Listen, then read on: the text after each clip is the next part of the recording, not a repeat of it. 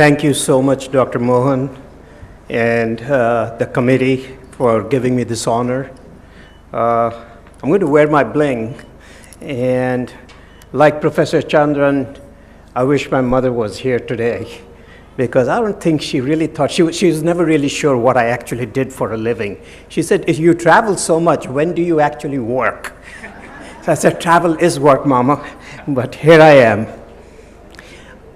You know, this is a very personal journey I will share with you. So not only will I cover sort of where we are in the field, but sort of it has been a personal journey because I lost my grandparents from complications of diabetes, my father from diabetes, and most recently, my maternal uncle who died from NASH and cirrhosis with liver cancer, which was left undiagnosed for many, many years, and he never shared this information with me, which just about killed me, you know, because anyway. So in a way, this is an ode to them, and hopefully from this, we can increase a little bit of awareness so that somebody else doesn't have to go through all of this. So this is my disclosure, and I am an unashamed liver lover. Okay, so the disease that I was asked to talk about is metabolic dysfunction-associated steatotic liver disease, which is a mouthful. So we call it MASLD for short. Hepatology as a field was developed by pathologists. The founding fathers of our entire specialty came from the world of pathology. So everything in our specialty is defined by histology. So this is a condition where the liver accumulates fat, and it was not attributable to the consumption of alcohol, which is a major driver of fat into the liver. So it was used to be called non-alcoholic fatty liver disease and had two phenotypes, one where you just got a fat in the liver, didn't do much else, and another one called steatohepatitis, which had three elements: steatosis, inflammation, and a very specific type of lesion which we call ballooning degeneration. And the reason we've spent a lot of time about this is because those with steatohepatitis were more likely to develop progressive scarring, injury and scarring of the liver, eventually leading to cirrhosis. Now, what is special about this condition is that it is closely tied to multiple metabolic disorders that you are all familiar with. So if you look at the general population and look at the prevalence of obesity, diabetes, hypertension, etc., these are all enriched in patients who have steatohepatitis. So recognizing the metabolic underpinning of this disorder and also trying to get away from the word non-alcoholic, which is a non-term. It tells you what the disease is not due to. It doesn't tell you what the disease is due to. There was a shift, and this is the current classification based on a global consensus process where you have the umbrella term of steatotic liver disease, and we're really talking about the green box at the end, which is metabolic dysfunction-associated steatotic liver disease and MASH. So now what used to be NASH is now MASH. But we also recognize that when we used to call things non-alcoholic, we had a very tight threshold on how much alcohol you could consume, above which it was no longer non-alcoholic, but we really didn't have a term for it because they were not drinking enough to call it alcohol-associated liver disease. And so you have MASH, which is what used to be the original NASH, and then you have a condition called MetALD, where you're consuming a little bit more than those very strict thresholds because we recognize alcohol consumption varies across a spectrum. So what I want to cover with you today is the scope of the problem and sort of a view of metabolic health through the lens of the liver, which has been the focus of our work, and eventually a view towards the future, which is moving from liver care and organ-based approach to different metabolic disorders to this concept of metabolic medicine. So talking about burden, it's high. About a third of adults in most parts of the world actually have excess fat in their liver, and about 5 to 7% actually have steatohepatitis. The prevalence is shifting, and already in absolute numbers, Asia has the largest number of people who have this disorder. So India, being one of the most populous countries in the world, is going to carry an exceptional part of this overall burden. And we can see with growing trends of overweight and obesity, there's tremendous enrichment of the likelihood that you have excess fat in the liver. So people who are overweight or obese, they may have up to 70% of them may have fat in their liver. And similarly, in people with type 2 diabetes, about 70 to 75% will have excess fat in their liver, and about quarter, instead of 5 to 7% with steatohepatitis, almost a quarter will have steatohepatitis if you were to do a liver biopsy. So that's the more aggressive form of the disease. And this is the principal driver of liver cancer, which is one of the cancers whose incidence continues to rise. And you can see India is a hot spot for MASLD-related liver cancer. So the time to act is now. So having established that this is a public health burden, we now want to sort of think about MASLD both as a victim of metabolic ill health, but MASLD also as the villain. So if you look at epidemiological data, and these are data from the CDC in the US, the wave of obesity was followed by a wave of steatotic liver disease, followed by type 2 diabetes. And this has some implications. First, let me review with you the clinical data linking the liver to metabolic comorbidities, and then talk about what it means in terms of disease biology and how these can be leveraged to improve the health of our patients. So first of all, patients with MASLD have increased multiple metabolic health-related outcomes, from cardiovascular outcomes, MACE, new onset hypertension, new onset diabetes, full-blown metabolic syndrome, or even a variety of cancers, chronic kidney disease, after accounting for all the usual confounding risk factors. There is an excess of these outcomes in patients who have excess fat in their liver. Now, conversely, the more metabolic risk factors that you have, the more likely it is that you will have a liver-related outcome, which means you will develop ascites, encephalopathy, variceal hemorrhage, hepatocellular carcinoma, and lose liver function and either die or need a liver transplant. So I like to think of this like a metro line. So if you think of all non-communicable diseases, or NCDs, as a metro system, we have the liver line, we have the glycemic line, we heard about the brain line, there's all these, but they're all intersecting. And so if you think about the liver line, you go from a fatty liver to steatohepatitis with fibrosis, to cirrhosis, leading to outcomes. And once you get to that point, you're headed for the cemetery, unless, like a metro line, you can get off the train and hop on the green line to a transplant. But that's an option for a minority of people, okay? So along this journey, the development of cirrhosis is really a landmark point, because once you get to cirrhosis, everything gets worse at an accelerated pace, and you're heading towards outcomes at a much faster pace. And prior to the development of cirrhosis, the excess mortality that these patients experience come from cardiometabolic and cancer. Whereas the moment you get to cirrhosis, it flips. Liver is the primary driver of the outcomes at that point in time, followed by cardiometabolic and cancer. So our entire approach so far has been, because it takes 10 to 20 years for this entire process to play out, and you can't do trials that will run 20 years. We started with people who have started scarring down their liver and tried to show that we can reverse the progression towards cirrhosis. So that's one study population. And other is to take people who have cirrhosis and see whether we can reverse fibrosis in those patients, because fibrosis and the severity of the fibrosis tells us about proximity to cirrhosis, and increasing fibrosis is the hallmark of disease progression. So we want to show improvement in fibrosis of the liver.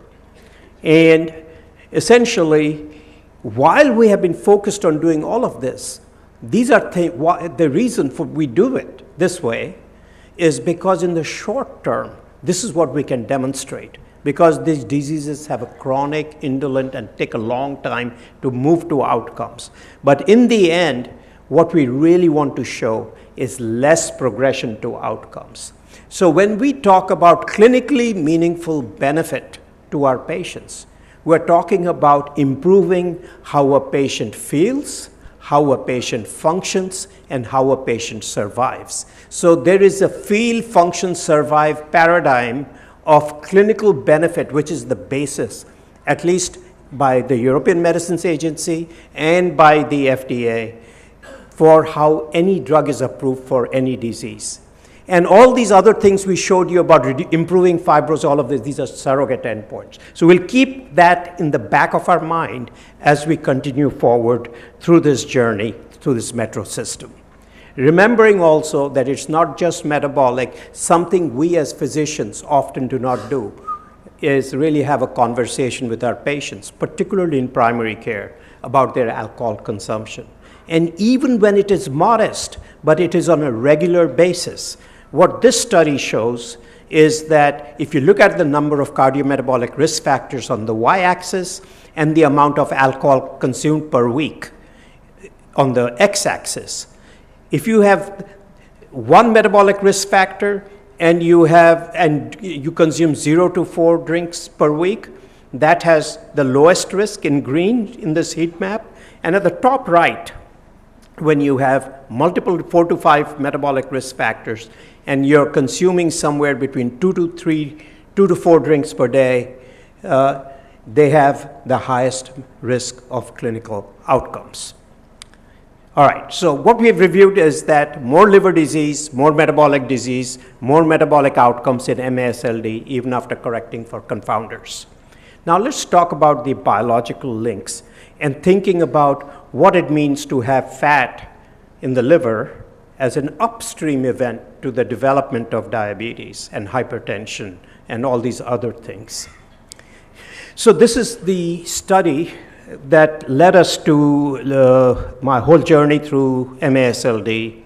And this was where we got this crazy idea, because I'd been in clinic and I'd seen a bunch of patients with steatotic liver disease. At that time in the early 90s, nobody knew what caused the disease. And it struck me, they were all obese ladies, and all of them were diabetic. So it struck me that they must be insulin resistant and driving fatty acids into their liver. So when I asked my friend, the diabetologist, he said, you need to do an insulin clamp. I'd never heard of an insulin clamp. So he taught me what an insulin clamp was. So I think the first hepatologist on the planet to learn how to do an insulin clamp. So this is the data that came out of it. And what it shows is that both at low dose and high dose insulin, there's a progressive step down of glucose infusion rate during the clamp, and that obviously, as you know, means progressive insulin resistance. And this was at the same time we did liver biopsies on these patients, and we were startled to find these mitochondria in these patients that were very abnormal. You can see they have lost their tubular structure, they have lost their cristae, and they have become multilamellated, and they have paracrystalline inclusions. And this showed us that they were actually losing their entire electron transport system. And this really identified MASH as a oxidative phosphorylation related or OXPHOS disease, very similar to some muscle disorders. And these mitochondria actually look very similar also to what are seen in many of these myopathies, mitochondrial myopathies. So it is the mitochondria is at the center of the hepatocyte injury that occurs from this metabolic overload of glucose and fatty acids that come into the liver. So what does insulin resistance, which is the relationship of glucose and insulin, have to do with fat in the liver? So the answer lies in this context of metabolic flexibility. So what is metabolic flexibility? So under fasted conditions, our insulin levels are low, and when insulin, as you know, suppresses lipolysis. So when your insulin levels are low, you have lipolysis, you release fatty acids, muscle takes it up, the muscle burns fatty acids. The liver's job during this time is to make a little bit of sugar to feed the brain, because the brain likes to be fed glucose. So gluconeogenesis the liver is the primary gluconeogenic organ in the body. Now, when you eat, you get an insulin surge, insulin shuts off lipolysis, and basically the insulin increases glucose clearance, mostly by striated muscle. Muscles switch from fat to glucose. And this going back and forth all day based on nutrient availability is the core of metabolic flexibility, and hepatic gluconeogenesis is suppressed. And in the interdigestive phase, gluconeogenesis kicks in and you're in a metabolically healthy state. Now, what happens when you become insulin resistant is that you become metabolically inflexible. So instead of having these nice bell-shaped up and down insulin levels, you have high levels of insulin which are not really fluctuating a lot all day long. And your adipose tissue, it's not working well, so you're continuously leaching fatty acids out of the adipose tissue. And these fatty acids, unfortunately, the muscle is unable to take these up and burn it. So you get accumulation of fat in the muscle. This is called myosteatosis. And this fat has nowhere to go. So it goes into the liver or it goes back into adipose tissue. So these patients are unable to lose weight even if they try to. And we frequently make the mistake of saying they are lazy, but there's actually a basis for this. And the glucose also in insulin resistance cannot be cleared. And this glucose is now available to the liver. And glucose, as you know, is the substrate for de novo lipogenesis in the liver, and is turned into fatty acids, which also goes into triglyceride. So while the rest of the body is insulin resistance, this de novo lipogenesis pathway remains sensitive till late in the disease in the presence of this hyperinsulinemia that occurs in insulin resistance. So thus, the insulin resistance of glucose insulin, this is how it translates into fat in the liver. Of course, when you get this metabolic stress from glucose, you're turning on your metabolic machinery in the liver, you're working your liver cells like crazy, and essentially that leads to oxidative stress, something called unfolded protein response, which comes from the endoplasmic reticulum, and you injure the mitochondria. If you injure it enough, the cells will die. And then trigger the innate immune system through the inflammasome. They're toll-like receptors, they're inflammatory cytokines, and ultimately even the adaptive immune system comes into play. All of these activate scar-producing cells called stellate cells, leading to fibrogenic remodeling and leading to cirrhosis. So the first three elements, the metabolic injury, cell injury, inflammation, is called disease activity because it drives the scarring, and scarring is linked to disease outcomes, and that is called the disease stage. So disease stage really is the prognostic biomarker, and activity tells you about the disease underlying fire that is driving the disease. Of course, it's not that simple. There are metabolites that are produced that can directly lead to an inflammatory response, like eicosanoids, sphingolipids, etc., and can also modulate fibrogenic remodeling. But it's not just something that happens in the liver. If you look at the biology of HFpEF, which is becoming an increasingly predominant source of cardiovascular mortality in our patients with metabolic ill health, that's the biology. It's also the biology of islet cell loss. So there's common biology which we have backed into. Of course, we discovered it through the liver, and they discovered people had already found it in other organs as well. So now we have a convergence of thought around this, that they're common root biology.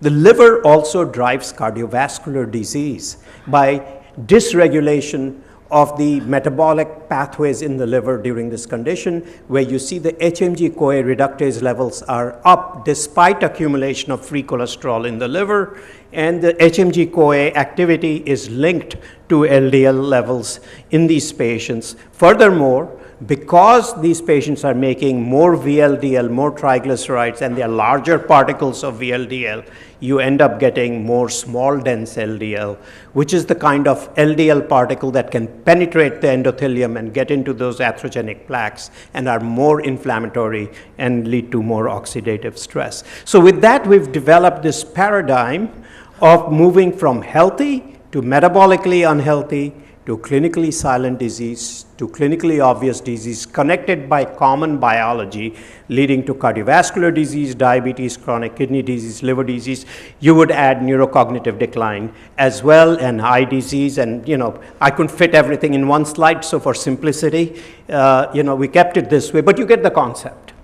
Now our entire health system, your textbooks of medicine are all focused on clinically obvious disease. And our entire drug development is based on, as Dr. Chandran said, these longitudinal trials that take forever to show clinical benefit. We need new paradigms. How about shifting our entire approach holistically to the left with integrated assessment and trying to identify early disease before it becomes disease, when they're just biochemical abnormalities, and finding people at risk and developing prophylactic strategies with the idea of leftward shift that you already heard from both the previous speakers this evening. So how do we manage this? There's always this tension between personalized care as well as having care for everybody. So it's a tango, There's this competing tensions. How do you provide care for everybody in the country? How do you, at the same time, continue to move towards more precision and better approaches? So the way I would like to share with you is some of the work we've been doing, and this is now being implemented in a number of countries in Latin America, and it's really based on risk assessment and risk-based management strategies. This is not necessarily endorsed by any Western society at this point in time, but I don't really care, because those don't really apply to most of the world. So they were designed for their countries. So the way we view this is really in 3 dimensions. In the middle is the organ of our interest, and if you're an ophthalmologist, you would put your eye disease in the middle. If you're a brain person, you put the brain in the middle. But then there are all the etiologic factors and disease modulators, initiators and modulators of the disease trajectory involving gene and environment. And then the 3rd dimension is the competing risks from all the other organs. So if you think about one axis being the organ disease moving from early to advanced, another the etiology with gene-environment interactions. But each of these, the outcome of the patient is further modulated because of inter-organ crosstalk between the other organs that are also diseased. So that's the 3rd dimension, and that's sort of our little contribution to this space, where we also integrate competing threats into the assessment. And we're moving towards how do we assess this in a very resource-constrained way. So what we have come up, this is how we're implementing in our own clinic, actually in the US, is regardless of where the patient gets seen, there's a core workup. And you need a waist circumference, you need blood pressure, we get a lipid panel, and then a A1C, fasting plasma glucose, urine albumin creatinine ratio, which is a dipstick, and a CBC and hepatic panel. So this is the core set that gives us the kind of information we're looking for, and we call this our Metabolic Health 360 program. And we have specific triggers for referral to see a specialist. So if you have a high cardiovascular risk score, you're statin intolerant, you've had a lot of cardiac events, you have a very strong family history, you will go see the preventive cardiologist. Everybody doesn't need to see preventive cardiology. Similarly, for liver care, we have cutoffs, we'll get to that, diabetes, et cetera, et cetera. So that allows us to really provide general care, yet use our specialties in the most resource-effective way that we can. And we have integrated now also genetic testing for specific conditions where strong family history, MASLD without risk factors, lipodystrophy, heart failure, young diabetic patients, and those who have actually HFrEF for any reason. Now, from a liver perspective, if there's one message that I want you to walk away with, it is to test this thing called the FIB4, called the fibrosis 4, which we developed originally to look for advanced fibrosis in patients with HIV, hepatitis C, co-infections. But then we studied it in NASH in 2009. It was actually a fellow project, but now FIB4 has become sort of the standard of the industry. And I would like to propose this really is a leading public health strategy for the liver, because a CBC with platelets and a hepatic panel are widely available. It's a surrogate for fibrosis, which is a key prognostic factor. It is associated with outcomes and is linked to outcomes in general populations as well as in well-defined populations. And the two numbers you remember is 1.3 and 2.6. Easy to remember. Less than 1.3, your outcome risk for death, liver events, MACE, all with similar to general population. As you go to orange, there's a step up, and red, massive step up. So I like the traffic light. Green is good. Orange means pay attention. Red means, hey, stop, you got lots going on. Another tool that is widely used is called vibration control transient elastography, or FibroScan, and we get liver stiffness. As the liver develops fibrosis and inflammation, it gets harder, and there is a rule of fives. So if you look at liver stiffness, under 10, you're in the green zone. Above 10, you start having outcomes, and the risk increases in increments of 5 as it turns out. So it's actually, we usually look at patients between 10 and 20 kilopascals is pre-cirrhotic. Above 20, you really start thinking they've got cirrhosis. And then there's cirrhosis with portal hypertension, et cetera, et cetera. So how do we visualize all these competing threats at the same time? And we've developed this target visualizer where we have multiple axes, where we have a green zone, orange zone, and a red zone based on the AHA calculator, AHA prevent calculator, based on A1C, based on FIB4, based on EGFR, or urine to albumin creatinine ratio. And then essentially, if you connect the dots, you can visualize the relative risk from different organ disease in the same patient. And that allows you to also think about where you need to pay more attention when you're managing risk for the individual patient. So you're really not managing the organ, you're taking care of the patient. Now, coming in the last few minutes very quickly through treatment, we think about it as a pyramid. At the base are people who have a little fat in the liver. They're not at any immediate risk. Their main risk of death is cardiovascular and cancer. So the question is, will a wipeout of the fat at this point actually reduce progression to advanced liver disease? So we know we have to change behavior. We use the Life's Essential 8 from the American Heart. But this is a data which shows with retatrutide, which is a triple agonist, GLP, GIP, glucagon, and what we find is that up to 80 to 90% of these patients can get rid of all of the fat in their liver. And these are in obese patients, they fall in that lower green category. Moving up, these are the people who've started scarring down their liver. Histologically, they have active disease with scarring. Their FIB4 would be normally between 1.3 and 2.6. Now, you have saroglitazar approved in this country. It improves PDF, which is the liver fat. It improves liver enzymes. It improves histologic activity and fibrosis in small studies. It also improves insulin sensitivity, glycemic control. Very importantly, improves LDL cholesterol and triglycerides. Very well tolerated, excellent safety profile. What we now need is to demonstrate that long-term use reduces liver outcomes and cardiometabolic outcomes, and there are a number of phase 4 trials that are currently underway. But there's a big phase 2 program in the US which is histology-based, so that it is comparable to the data from all the other drugs as well that will read out next year. So you have a natural advantage over here. Remember also there are other classic drugs like pioglitazone and vitamin E that also actually work for NASH. And if you look at the effect size in a placebo-controlled corrected way, you can see that both pioglitazone and vitamin E do have beneficial effects, but the effect size is relatively modest, and the sample size in these trials were not big enough to get statistical significance. Resmetirom is coming. It's a thyroxine beta receptor agonist and also improves fibrosis. And I think it is coming to to India soon. The ESSENCE trial with semaglutide, you heard a lot about it. We published this just a couple of months ago. This is likely to lead to approval for NASH in the West within the next few months. And you can see improves both NASH and fibrosis. And the co-agonists, GLP, glucagon, GLP, GIP, all look very promising with even better results than this. And another class of drugs, very effective, are the FGF21s. And these are the data with efruxifermin, where in pre-cirrhotic NASH, at 2 years, 3 out of 4 patients reverse their scarring of their liver.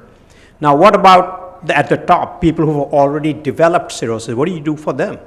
Well, with efruxifermin, 40% of them reverse their cirrhosis within 2 years. So we're rapidly making progress in terms of therapeutics. And even in this state, in highly selected cases, bariatrics has an effect, and bariatrics can reduce outcomes in properly selected patients. So the key takeaways are really we're facing an existential threat. And staying alive, I think, is the greatest human safety concern worldwide. MASLD is part of a larger construct of metabolic health and non-communicable diseases. Risk assessment and approach requires consideration of competing risks. You got to treat the patient, not just organs. And a minimum set of labs permit assessment of competing risks. Therapeutics are based on disease stage and relative risks of systemic versus liver-related outcomes. And all of this will require care pathways with multidisciplinary approaches, very similar to what Dr. Mohan already instituted and has in play for many years now in collaboration with obesity medicine, endocrine, cardiovascular, and family medicine. Thank you for your attention.